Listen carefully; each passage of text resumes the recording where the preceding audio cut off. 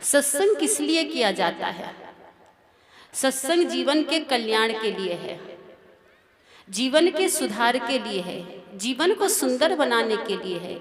जीवन जीने की कला हमको सत्संग से मिलती है और मानव जीवन मिला है कल्याण के लिए। बहुत आदमी सोचते हैं मानव जीवन मिला है भक्ति के लिए। अभी भक्ति के बारे में हम लोग सब सुन रहे थे। मध्यकाल में जितने भी संत हुए हैं, बुद्ध, महावीर, कबीर, तुलसी, नानक, जितने भी संत हुए हैं, मीरा, सबरी, जो भी हमारे भक्तिकालीन संत हुए हैं, सभी ने भक्ति के बारे में कहा है कि भक्ति सभी मनुष्य को करना चाहिए। ये मनुष्य शरीर जो मिला हुआ है, ये किसी कारण से विशेष नहीं, सिर्फ एक कारण से ये विशेष है, क्योंकि ये भक्ति कर सकता है। इसमें एक विशेषता है कि ये भक्ति करके मुक्ति को प्राप्त कर सकता है। पर भक्ति कैसे करें? पहले तो प्रश्न ये होता है कि भक्ति किसे कहते हैं।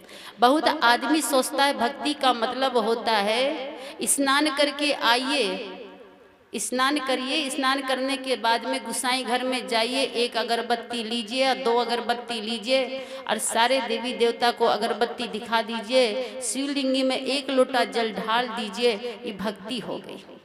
बहुत आदमी ऐसा करता है, स्नान करेगा 2 अगरबत्ती जरूर जलाएगा, और अगरबत्ती जलाने के बाद में आदमी सोचता है कि हमने पूजा कर लिया, भक्ति कर लिया। भक्ति का अर्थ होता है सेवा।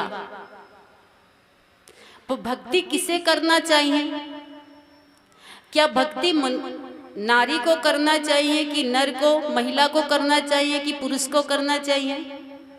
भक्ति के लिए मन में बहुत सारे प्रश्न होते हैं कि भक्ति तो करना चाहिए, लेकिन भक्ति किसे करना चाहिए?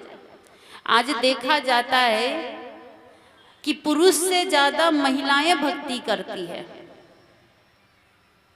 पुरुष से ज्यादा समाज में देखिएगा कि महिलाएं भक्ति करती। सोमवारी, मंगलवारी, बृहस्पतिवारी, पता नहीं कितने दिन भक्ति करती है, कितने दिन व्रत करती है, पर वो सब भक्ति नहीं है। पहला नियम तो है, भक्ति का मतलब होता सेवा। आपने सोमवार को उपवास किया या मंगलवार को व्रत किया या बुधवार, गुरुवार को या शुक्रवार को, तो आपने किसकी सेवा किया? व्रत का मतलब होता है बुरे कर्म को त्यागना। व्रत का मतलब ये नहीं होता कि नमक खाना छोड़ दीजिए, दाल चावल चोखा चटनी अचार भुजिया खाना छोड़ दीजिए।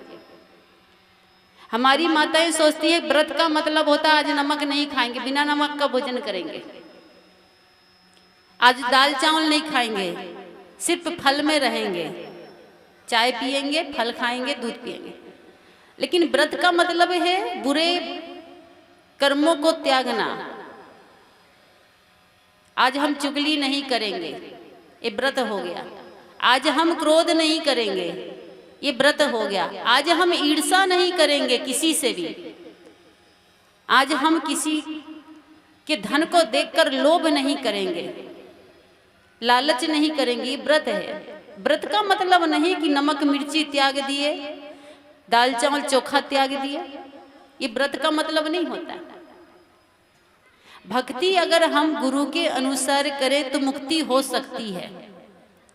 पहला नियम होता है भक्ति का कि कभी भी भक्ति कीजिए तो गुरु के अनुसार ही भक्ति कीजिए। बिना गुरु के भक्ति मुक्ति तक नहीं पहुंचा सकती। इस शास्त्रों में कहा गया है कि बिना गुरु के अगर आप भक्ति करते हैं, दान करते हैं, सेवा करते हैं, तो आप मुक्ति तक नहीं पहुंच सकते। क्यों? क्योंकि बिना गुरु के भक्ति मुक्ति तक नहीं भटकाने वाली होती है, मुक्ति तक पहुंचाने वाली नहीं होती, भटकाने वाली होगी। क्योंकि अब अगर बिना गुरु के भक्ति कीजिएगा तो देखा देखी भक्ति कीजिएगा, एक दूसरे को देखकर। जैसे हमारे समाज में होता है, कैसे होता है कि महिलाएं कभी कभी भक्ति करती है, पूजा पाठ करती, तो एक दूसरे को देखकर करती है।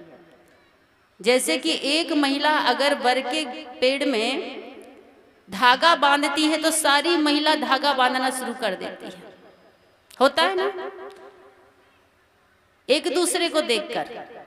एक महिला अगर सूप और डलिया लेके घाट पर पहुंची तो सारी महिला सूप और डलिया लेके घाट में मिलेगी।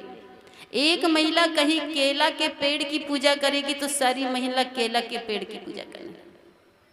ये देखा देखी भक्ति हुई। और गुरु के अनुसार कीजिए तो भक्ति का मर्म, भक्ति का अर्थ आपको पता चलेगा कि भक्ति किसे कहते हैं, भक्ति कैसे करना चाहिए, भक्ति से क्या प्राप्त होता है, भक्ति किस लिए करना चाहिए।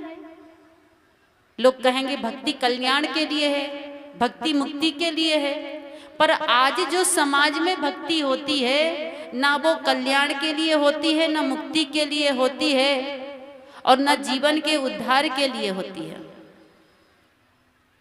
आज जो समाज में भक्ति होती है और बेटा बेटी के लिए होती है, पति के लिए होती, पद के लिए होती, पैसे के लिए होती है, गाड़ी बंगला के लिए होती।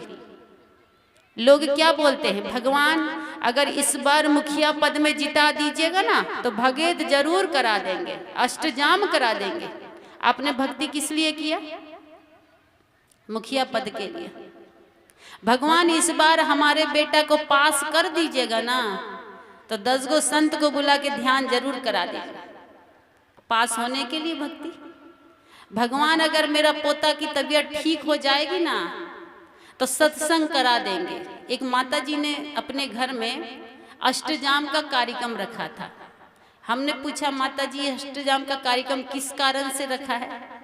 उस माता जी ने कहा कि पोता की तबीयत खराब हो गई थी, भोले बाबा से कहा था कि भोले बाबा अगर तबीयत ठीक हो जाए पोता की तो हम अष्टजाम कराएंगे। तो तबीयत ठीक हो गई।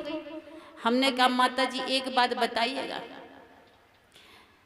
कि आपका पोता जब बीमार हुआ था तो उसे हॉस्पिटल लेके गए थे कि नहीं? तो बोले हॉस्पिटल तो लेके गए थे। इलाज किए कि नहीं? कहा इलाज भी करवाए, दवाई भी चली, 3 महीना दवाई चली, तब बड़ी मुश्किल से ठीक हुआ। तो हॉस्पिटल दवाई से ठीक हुआ कि भोले बाबा की कृपा से ठीक हुई?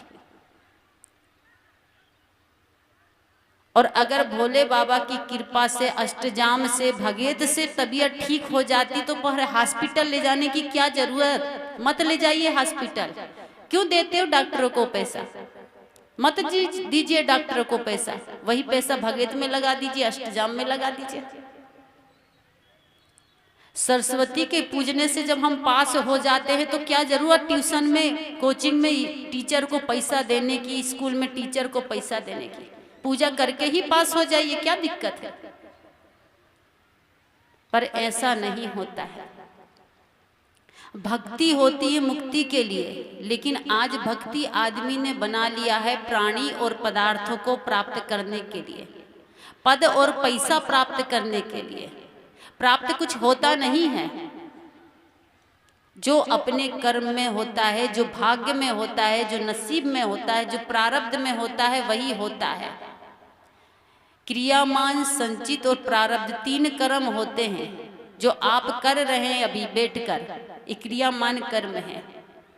और इसी का संचय आपके दिमाग में हो रहा है, ये संचित कहलाता है, और वही आपके सामने में प्रारब्ध बनकर आता है।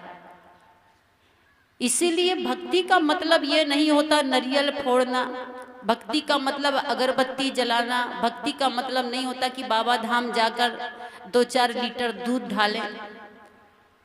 भक्ति का मतलब होता है सेवा। सेवा किसकी करना चाहिए? हमारे ऋषि मुनि, हमारे देवी देवता जिसको हम कहते हैं, वो अच्छी भक्ति करते थे, असली भक्ति।